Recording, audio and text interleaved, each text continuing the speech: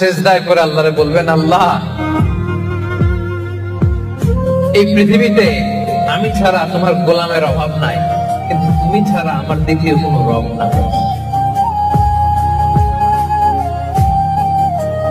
চোখের পানি ছেড়ে আল্লাহরে ডেকে বলেন, আল্লাহ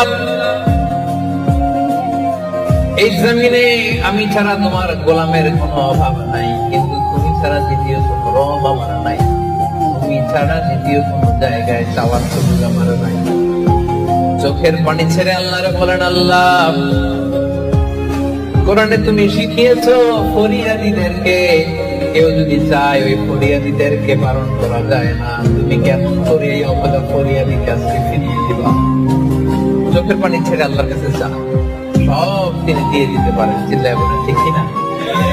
গোটা বিশ্বের সবাই আমাদের যার যা লাগবে সব যদি আল্লাহর কাছে চাই, আল্লাহ যদি সবাইকে সবকিছু দিয়ে দেয়, আল্লাহ বলে আমার ক্ষমতার 1 ইঞ্চিও কমবে না। চিল্লায় বলেন ঠিক কিনা?